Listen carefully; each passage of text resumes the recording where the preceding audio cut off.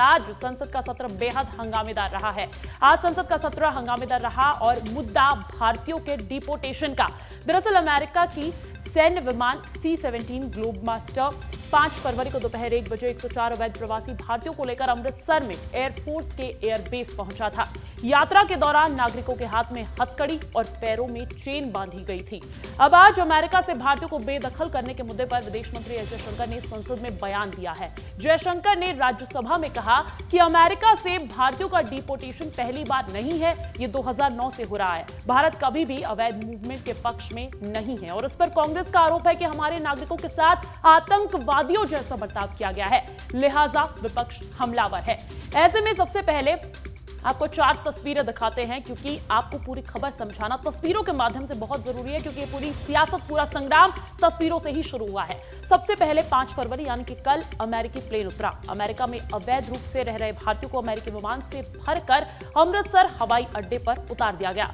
अवैध तरीके से अमेरिका में घुसकर रह रहे 104 भारतीयों को अमृतसर उतारा गया, लेकिन जिस तरीके से उतारा गया सियासत उसी के साथ उतरती हुई नजर आ रही है। दरअसल यूएस अधिकारी ने वीडियो शेयर किया है और उसी के बाद तीसरी तस्वीर में आप देख पा रहे होंगे कि पंजाब पुलिस ने प्रवासियों को घर भी पहुंचाया। अमृतसर एयरपोर्ट से भारी सुरक्षा के बीच अमेरिका से भारतीयों को पंजाब पुलिस द्वारा उनके अपने घर में लौटाया गया, भेजा गया। वहीं देखिए चौथी तस्वीर देख लीजिए जिस पर आज ये खबर बन गई है। विपक्ष का हथकड़ी के साथ प्रदर्शन, हर हिंदुस्तानी का स्वाभिमान है और ये नारे लेकर, ये पैम्पलेट्स लेकर आज विपक्ष ने जमकर हंगामा किया। उन्होंने ये भी आरोप लगा दिया कि भारतीयों के साथ आतंकवादियों जैसा बर्ताव किया गया है। ये सब कहकर आज संसद का दिन हंगामेदार रहा है। ऐसे में देखिए डिपोर्टेशन मुद्दे पर विपक्ष के जो सवाल है उस पर विदेश मंत्री का जवाब भी सामने आ गया है, वो भी सुनवाते हैं आपको। General accepted principle in international relations that the process of deportation is not a new one. I repeat, not a new one. I would like to share with the House details of deportation from the United States since 2009. We have been informed by ICE that women and children are not restricted. We are, of course, engaging the US government to ensure that the returning deportees are not mistreated in any manner during the flight. On the basis of information provided by returning deportees about the agents and others involved, law enforcement agencies will take necessary preventive and exemplary actions. तो सुना आपने विदेश मंत्री ने क्या कहा। उन्होंने कहा विदेश नीति में ये सामान्य सिद्धांत है, ऐसे ही डिपोर्ट किया जाता है और ये साल 2009 से होता हुआ आ रहा है। लेकिन विपक्ष अपना सुर छेड़े हुए है। विपक्ष का कहना है कि भारत को विश्वगुरु बनाने वाले अब चुप क्यों हैं। अमेरिका से अमानवीय तस्वीर पर जो हल्ला बोल जारी है उस पर विपक्ष के 2 सांसदों को भी सुन लीजिए। सिर्फ ये नहीं कि अमेरिका से हालात के मारे भारतीयों को दासों की तरह बेड़ियों में जकड़कर अमानवीय परिस्थितियों में भारत भेजा गया है। सोचिए आप, क्या सपना दिखाया जा रहा है कि भारत विश्व गुरु बनने जा रहा है और जो विश्व गुरु बना रहे थे वो आज सब मौन हैं। हमारा विदेश मंत्रालय क्या कर रहा था और क्या कर रहा है आज? सवाल ये कि महिलाओं और बच्चों को जो अपमानजनक परिस्थितियों में बचाने के लिए सरकार के पास क्या कामकाज है? मैं ये कहूँगी कि बहुत बातें की गई कि मोदी जी, ट्रंप जी बहुत अच्छे मित्र हैं और मोदी जी ने ऐसे क्यों होने दिया? क्या हम अपना जहाज नहीं भेज सकते थे उनको लेने के लिए? इस तरह से क्या इंसानों के साथ बर्ताव किया जाता है कि उनको हथकड़ियाँ पहना के, बेड़ियाँ पहना के भेजा यहाँ पे? क्या विदेश मंत्री को जवाब देना चाहिए? हाँ, विदेश मंत्री को उनको जवाब देना चाहिए, प्रधानमंत्री जी को जवाब देना चाहिए। ये कोई तरीका है क्या? ठीक है, विपक्ष के सवाल भी आपने सुन लिए। सीधा रुख करना चाहूंगे, अमृत तिवारी दिल्ली से लाइव जुड़ गए हैं। अमृत, प्रवासी भारतीयों का डिपोर्टेशन हुआ लेकिन उसी के साथ सियासत चढ़ती भी नजर आ रही है। भारतीय नागरिकों के साथ आतंकवादियों जैसा बर्ताव क्यों किया गया, ये बड़ी बात कह रहा है विपक्ष।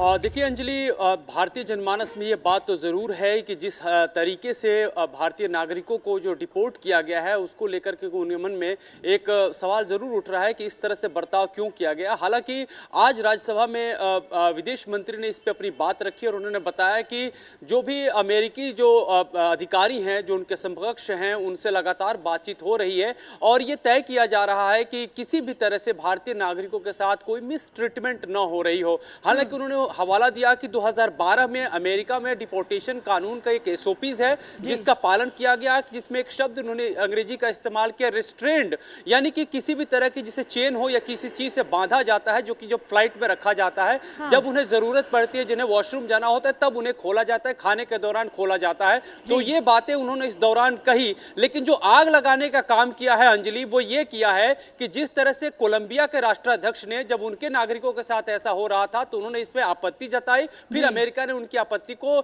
स्वीकार कर लिया और इसका उन्होंने एक ट्वीट भी कर दिया, जिसका लेकर के भारत में जो है बहुत ज्यादा हंगामा हुआ। और आपने देखा कि विपक्ष किस तरह से संसद में जो है हथकड़ियां लगाते हुए अपने आप को विरोध के तौर पे दिखाते बिल्कुल, वो तस्वीरें हमने देखी और दर्शकों को दिखा भी रहे हैं। लेकिन इसी बीच विपक्ष एक और दावा कर रहा है। विपक्ष कह रहा है कि क्या सरकार जानती है कि अमेरिका कह रहा है कि 7,25,000 भारतीयों को निकाला जाएगा। 104 भारतीयों की अभी वापसी हुई है, वतन वापसी। लेकिन अब ये आंकड़ा, ये जो विपक्ष बता रहा है, इसमें कितनी तथ्यात्मक सच्चाई नजर आ रही है? अमृत, देखिए, ये अमेरिकी सरकार के बिहाफ पे दरअसल ये जो आंकड़े हैं वो पीयू रिसर्च सेंटर के जरिए दिए गए हैं कि उनके मुताबिक कि अमेरिका में जो है इलीगली जो है 7.25 लाख के करीब भारतीय नागरिक मौजूद है जिनको डिपोर्ट किया जाएगा। लेकिन ये अभी अमेरिका की तरफ से फाइनल लिस्ट नहीं। अमेरिका ने अभी एक ही दिन में जो है 25,000 लोगों को डिटेन किया है, लेकिन अभी उन्होंने लिस्ट नहीं किया, उन्हें सूचीबद्ध नहीं किया है। ये जरूर माना जा रहा है कि संख्या अब 250 के पार पहुंच गई है और उनके भी भेजने की तैयारी हो रही है। अब इसको लेकर यह भी है कि 13 तारीख को नरेंद्र मोदी, के बहुत सारे सवाल अभी देखे जा रहे हैं। ऐसे में विदेश मंत्री का बयान भी सामने आ गया है, लेकिन क्या यह बयान पर्याप्त है पूरी विदेश नीति को समझाने के लिए? यह देखना दिलचस्प होगा और यह भी अपने आप में एक बड़ा सवाल है। बहुत बहुत शुक्रिया अमृत तमाम जानकारी देने के लिए।